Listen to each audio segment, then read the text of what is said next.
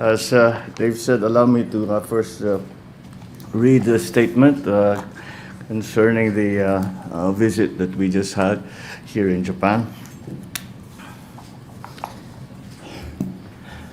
Magandang umaga po sa inyong lahat, mga minamahal na kababayan. The First Lady and I, together with the Philippine delegation, composed of government officials and business leaders, are pleased to have had this very important trip to Japan as a state visit, to visit with the Emperor and the government officials of Japan. It has been a very constructive and highly productive visit, considering that we were actually in Japan for just about 3 days, almost exactly. But yet in that little time, we were able to do a great deal. It is particularly meaningful for us to have come at this time as we are marking the 70th anniversary of the normalization of diplomatic relations with Japan this year. It was an opportune moment not only to reflect on 7 decades of friendship, but more importantly, to chart the future of our partnership. I had the honor of an imperial audience with Their Majesties Emperor Naruhito and Empress Masako. Our meeting reaffirmed the enduring friendship and goodwill between the Filipino and Japanese people. I also had very fruitful meetings with Prime Minister Takaichi Sanai. Bound by shared values and common aspirations, we agreed to elevate our relationship from a strengthened strategic partnership to a comprehensive strategic partnership. This reflects how our cooperation has grown not only stronger, but deeper and broader, not only across the traditional areas of security, maritime and defense cooperation, trade and investment, but also across new frontiers critical to our future, such as energy security, supply chain resilience, decarbonization, artificial intelligence, and space cooperation. It sets the stage for ensuring that our productive partnership is fit for the future and will redound to even more meaningful benefits for our two countries and our two peoples. Prime Minister Takaichi and I also exchanged views on pressing regional and global issues, including developments in the South China Sea and as well in the Middle East and the latter's impact on energy security. We reaffirmed our shared commitment to ASEAN unity and centrality as I conveyed the Philippines' priorities of the ASEAN Chair this year. Japan likewise expressed its support for our candidature to the United Nations Security Council. We also reaffirmed the importance of working closely with like-minded partners. During the visit, the governments of the Philippines and Japan signed a new agreement on the avoidance of double taxation, which will enhance the business environment, encourage greater investments. We also signed agreements on agriculture and fisheries, improving equitable access to quality health services and human resource development. Our two countries will explore further cooperation in space development and application, AI, and energy security, supply chain resilience. In addition, Prime Minister Takaichi and I formally announced the commencement of negotiations for a General Security of Military Information Agreement, or GSOMIA, and for maritime boundary delimitation. These initiatives will support our shared goals of security, economic growth, and resilience. The state visit to Japan has proved to be very valuable through the meetings I had with business leaders in strategic sectors such as energy and agriculture, as well as forward-looking industries, including automotive, ICT, robotics, and AI. Through a newly developed strategic engagement format, an unprecedented gathering of Japan's most influential business leaders was convened across the fields of banking, infrastructure, aviation, manufacturing, telecommunications, mobility, e-mobility, renewable energy, healthcare and wellness, AI, fintech, digital technology, retail, finance, and tourism. During those meetings, we secured $3.4 billion in combined investment pledges, pipeline opportunities, financial support facilities, and tourism enabling flagship investment prospects. I also held business meetings with the executives of Furukawa Electric Corporation, Sumitomo Electric Industries, Minebeya Mitsumi Incorporated, and Sunesho Group Corporation. These four businesses have pledged, had proposed and briefed me on the approximately 56.3 billion pesos additional investment that they are bringing to the Philippines for their expansion plans across semiconductor, advanced electronics, precision manufacturing, and shipbuilding industries. These investments are expected to create around 10,300 additional direct and indirect jobs for Filipinos. These engagements reaffirm strong confidence in the Philippine economy and opened new opportunities for investments that will benefit our people. Last but not least, I had the pleasure of engaging with our Filipino community here in Japan. We have more or less about 330,000 Filipinos living and working here in Japan. I commended their invaluable contributions to nation building and assured them that their welfare remains a enormous and much and a high priority of the government. Their hard work and dedication continue to strengthen the bond between our two countries. Ang Japan ay isang tunay na kasangga ng ating bansa. Laging handang tumulong at makiramay. Sa state visit na ito, siniguro natin na ang pagyabong ng pagkakaibigan ng Pilipinas at Japan ay tahasang maihahatid at madarama ng ating mga mamamayan. As our relations with Japan reach new heights under a comprehensive strategic partnership, I am confident that our cooperation will continue to deepen and broaden and will open new frontiers for the benefit of both our peoples. Maraming salamat. Magandang araw po. Thank you very much, Mr. President. The first question, Mr. President, will come from Jervis Manahan of ABS-CBN. Good morning, Mr. President. Good morning. You have secured billions worth of investment while you are here in Japan. May we ask which specific sectors will benefit the most, and how will ordinary Filipinos back home how will they feel the effects of these landmark deals? Well, the very first, I suppose the way we could describe it is that we have aspirations to become a hub in Asia. Because as I keep reminding our potential investors, the Philippines is only 4 hours away from every major capital in Asia. And that puts us geographically at the center of Asia. So we are, what we have, the agreements that we signed were generally in the semiconductor industry and the shipbuilding industry and some of the other high-tech industries. And then also between Mitsubishi, Toyota, the car, vehicle, automotive manufacturing and parts manufacturing also in the Philippines. We also spoke about battery production, AI, even the power generation because of the advent of the demands on power for the data centers that we are starting to put up, and of course with the use of AI. So it's very much, but of course shipbuilding has become an important part. If Tsuneshi with their investments will continue to produce the number of vessels that they do, they will bring us again to one of the top shipbuilding countries in the world. We used to be, I think, number 2. I think we've fallen back down that ranking, but this will bring us at least to the 4th or 3rd largest shipbuilding country in the world, and which is a natural for the Philippines. So most of what we were talking about were really to look forward for the future and try to engage partners so that we are ready, we are able to be trained, and we are ready with the infrastructure and the ecosystem that will support these new high-tech industries. So I suppose the biggest areas will be semiconductor, high-tech industries, and shipbuilding, the biggest areas.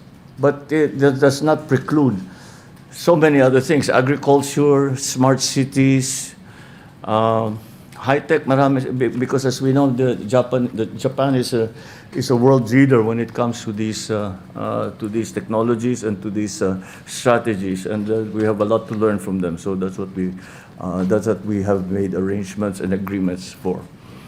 Thank you. Thank you, Mr. President. The next question from Ann Soberano from Radio Bongo. Good afternoon. Good afternoon, Mr. President.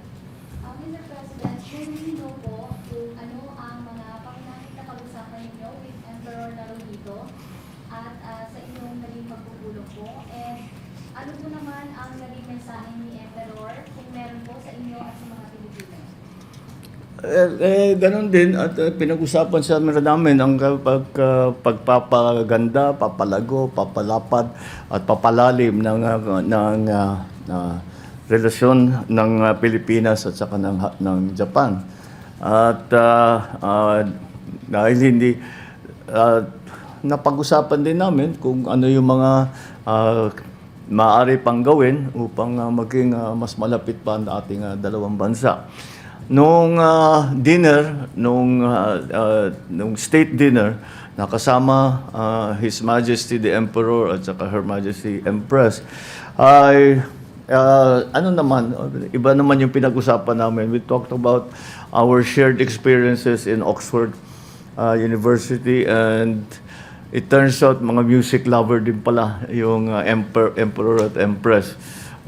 Kaya yun din ang pinag-usapan namin. Dahil talagang pare-pareho ang mga pinagdaanan din namin, and it was a very, shall we say, warm conversation, and we were very flattered that although we of course the Japanese are very strict about formality and ritual. But once we did that, the Emperor and the Empress were very, very warm and treated us like long-lost friends, for which we are very grateful to the Emperor and the Empress. Their Majesties were as gracious and as hospitable as any other host that we have had. Salamat po, Mr. President. The next question from Luisa Cabato of The Inquirer. Good afternoon po, Mr. President.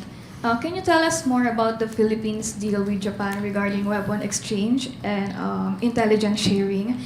How will this be utilized in asserting our rights in the West Philippine Sea, especially since China continues to ignore the 2016 arbitral award of the South China Sea?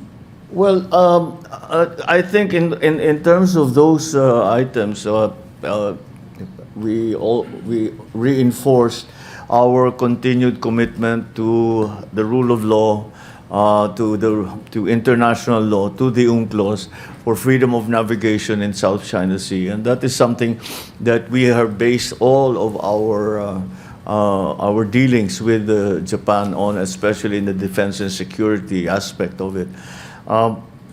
The sharing of information is not necessarily military or intelligence information. We're talking about the weather, we're talking about smart cities, we are talking about the satellite information that they have that we might not have for increased agricultural productivity. So it really covers a great many, marami, hindi lamang pag sinasabing intelligence sharing, hindi naman talaga just intelligence din tawag ang katotohanan dyan, information sharing. Dahil marami silang mga gamit, marami silang satellite, marami silang mga systems na tayo wala, tutulungan tayo na para dun sa information. Pinaka-importante dun yung weather. Sharing para weather forecasting kasi napakagaling na ng Japan tungkol sa meteorology. Kaya't malaking bagay para sa atin yun na makapag-forecast tayo ng mga bagyo o saka ng ulan, ng El Nino, lahat yun. At napaka-importante para sa ating mga magsasaka at saka para sa ating food supply. Thank you. Next question, Mr. President, from Maricel Halili, TV5. Sir, magandang tanghali po. Sir, on Good local issues po, sir. Sir, after the gun-related incident in the Senate, and then there's the walkout of the minority bloc and the alleged another Senate coup, as the President and former member of the upper chamber, how concerning is this, sir? Very. I watched with horror that this is the Senate, that the Senate has become this. I look at my other fellow senators. Madalas kaming nagtitinginan ni E.S. Ralph. Sinasi, ganyan ba tayo nung senador tayo? Meron ba tayong ganyan na ginagawa? Hindi tayo ganyan. Paano nangyari? Yung Senado hindi na kagaya nung panahon natin. Dahil nagpe-personalan na eh. Naging personal, ang babaw na ng usapan. Dahil ang kwento ko nga, yun na nga kwento namin. Meron mga senador na pagka meron kami pinag-uusapan na sa trabaho, hindi kami nag-agree talaga. At saka tatayo, mag-interpolate, at saka yung interpolation talagang mabigat, at saka well-studied and no-holds-barred interpolation. Pero after pag-upo namin, magkakape naman kami, kakain kami ng magkasabay. Hindi personal. It's about work. It's not about personalities. Nagbago eh. Tapos, narating pa tayo sa putukan. Tapos, fake pala yung putukan. Tapos, hindi ko maintindihan. Walang nangyayaring kagaya niyan nung panahon ko sa Senado. Of course, the only basis for comparison that I have is the time that I was in the Senate. And I never imagined that the Senate would descend into this kind of what's happening right now. And then I was watching the comments of former SP, another colleague of ours, Senator Frank Drilon. Sabi niya, ano nangyari dito? The Senate is now sheltering fugitives from justice. How did that happen? I don't understand how a Senate is supposed to function if those are the kind of things that the Senate is embroiled in. I hope they figure it out soon. I really do. Thank you, Mr. President. The next question. You have a follow-up question? Yes, sir. Just one quick follow-up. Kasi, sir, there are also concerns na because of the series of cases filed to some of the senators that are part of the majority bloc, including Senator Amy, she said that, maybe the majority 13 is being targeted. Are they Is being? targeted? So Look. are they Almost a year ago, ang sinabi ko sa taong bayan, kailangan malaman ng buong taong bayan ang katotohanan. At nung kami ay pinag-aaralan ng Ombudsman, ng Department of Justice, lahat ng mga aligasyon na dumating dahil sa flood control, maraming nagsasabi, bakit wala pang nangyayari? Bakit wala pang nangyayari? Bakit ang tagal ninyo? Namimili lang yata kayo kung sino yung i-prosecute ninyo.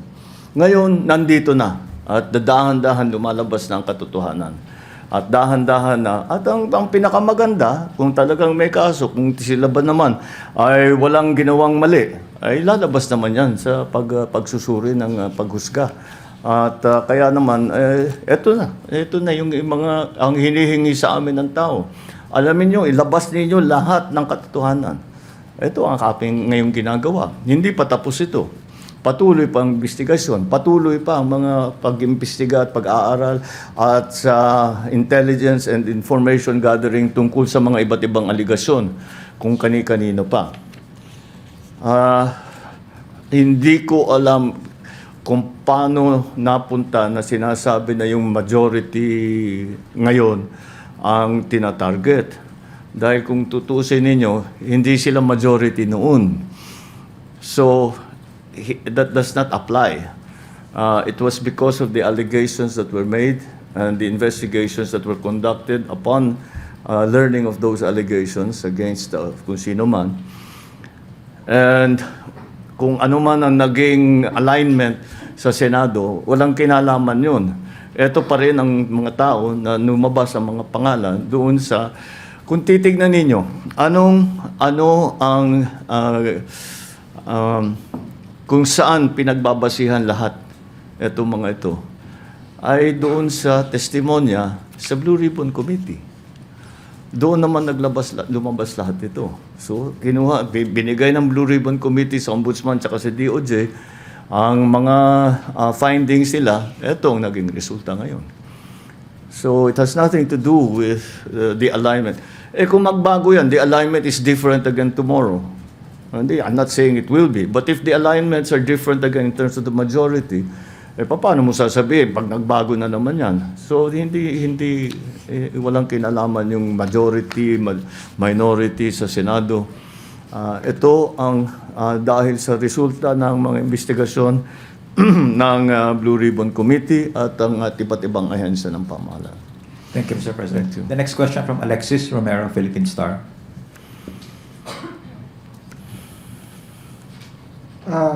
Good afternoon, Mr. President. Good As a afternoon. former senator, what are your thoughts on the proposal to amend the Senate rules to allow online voting?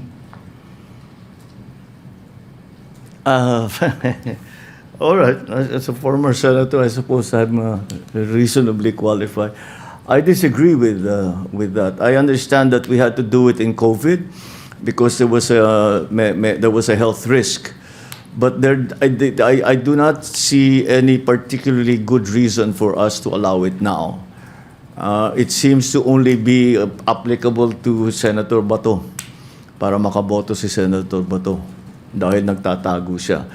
Now, for someone who is actually a fugitive from justice, na hinahanap ng pulis, na hinahanap ng Interpol, at may arrest warrant galing sa ICC, palagay ko, hindi siya dapat magbumoto. Hanggat dumating siya dun sa Senado. Kung he's willing to take the risk like he did the last time, ibang usapan yun. Basta't nandyan siya. So, it has been the long-standing tradition of the Senate is that if you are not physically present on the floor when a vote is taken, that you cannot, in fact, vote. Again, COVID gave us a different outlook in terms because we were concerned about health and safety at that point. We do not have those concerns now about health and safety. Okay, follow-up lang, Mr. President. You touched on it slightly na, but I will ask it anyway. There are notions that the electronic voting will enable senators facing charges to evade accountability or even arrest. Do you share the same concern? I never really thought about it in those terms. Ang para sa akin is that simple lang ang question. Dapat bang bumoto ang senador kung hindi siya sumipot? Sa akin palagay, hindi dapat. Kung talagang importante siya makaboto, dumating ka sa Senado. Thank you. Thank you, Mr. President. Next question from Rafi Ayeng, Daily Tribune. Good afternoon, Mr. President. Your critics, particularly your sister, Senator Amy Marcos, are accusing you of conniving with the House of Representatives and Senate for a constitutional assembly that would extend your term via no election scenario. You already addressed this earlier, Mr. President, by means of a facial expression only. May we officially get an explanation or comment on this issue? And can you elaborate on that eye roll? I don't know. I mean, she should fire her staffer who gave her that information. Because, you know, that fake news hurts everyone. Not only those that fake news is attacking, but also those who are purveying that fake news. The purveyors of fake news are also damaged by this kind of. She should choose her sources of information better. Because the truth of the matter is, we have never at any point even spoken about this. anywhere with anyone at any time. So I don't know. I mean, it is, well, that's, kayo, nasa media kayo. Alam naman ninyo ang nagiging epekto ng fake news. Yan, that's a perfect example. Fake news is a corrosive influence on all in all sectors of society, in political, in the economics, in actual human relations, etc.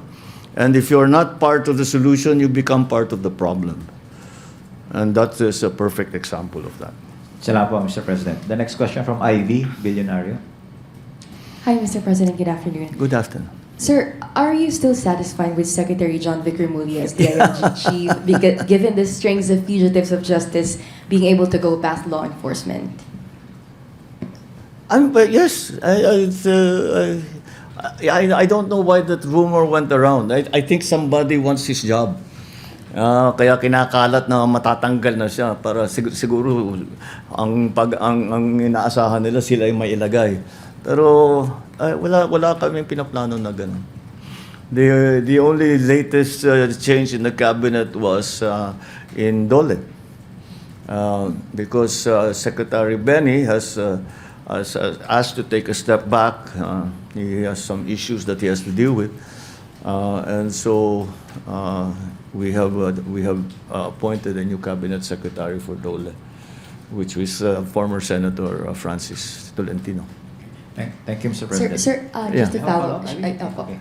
Sir, just on the Senate matters po, Senator Dante Marcoleta said that the Senate presidency of Alan Peter Cayetano is the only one without Malacanang's blessing. What can you say about that? Malacanang doesn't give a rubber stamp to the Senate President. The Senate President is decided by the senators themselves.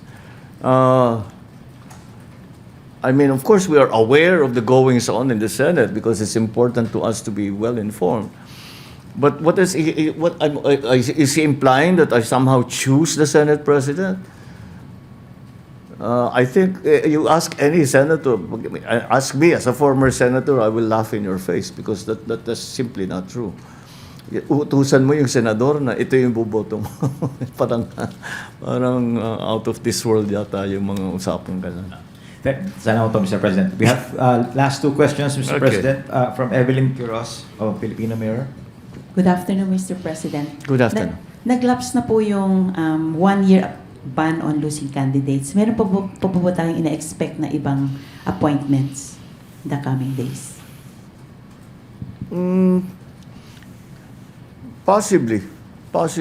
Kasi nga yung nagban na nga yung 1 year ban, naglapse na yung 1 year ban for candidates that did not make it in the last election. Marami namang magagaling dyan. I'm not talking just the senatorial candidates. Maraming iba na tumakbo for whatever position na sa palagay ko magagaling at makakapag-contribute sa pamahalaan. So don't be surprised if we get more appointments from those candidates who ran in the last election who didn't make it. Sayang naman. We have to get the best talent that we can.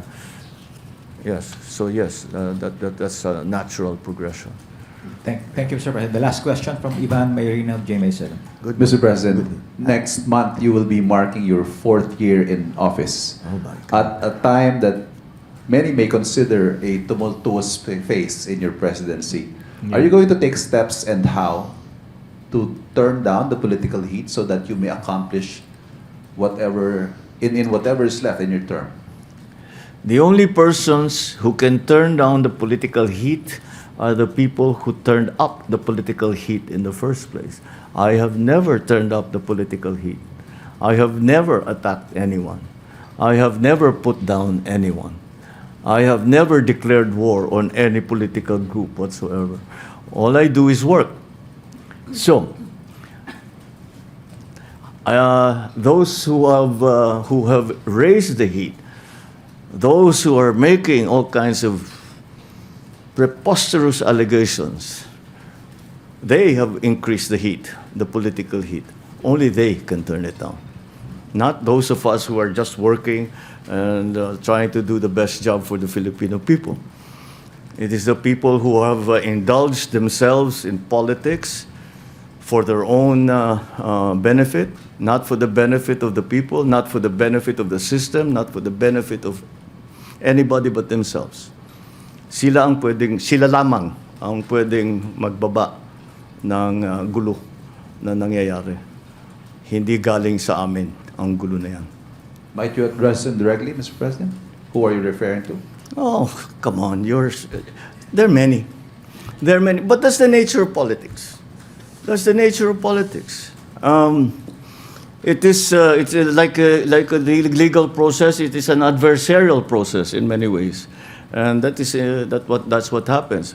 It's, however, different politicians choose to exercise or to work their politics in different ways. There are two kinds of politicians in my view. Those who are actually helping and those are doing nothing but obstruction. Yung mga meron dyan obstructionist, walang ginawa kundi gusto manggulo. Lahat ng sabihin ng administrasyon mali, walang tama. Kahit anong sabihin mo, kahit marami kang tinulungan, kahit maganda yung nagawa mo, mali lahat yan dahil kalabang kita. Those are the obstructionists. And they are not working for the Filipino people. They are working for themselves. And that's why, again, they are the ones who need to decide to lower the political temperature. Because although I don't know if they will actually do that. But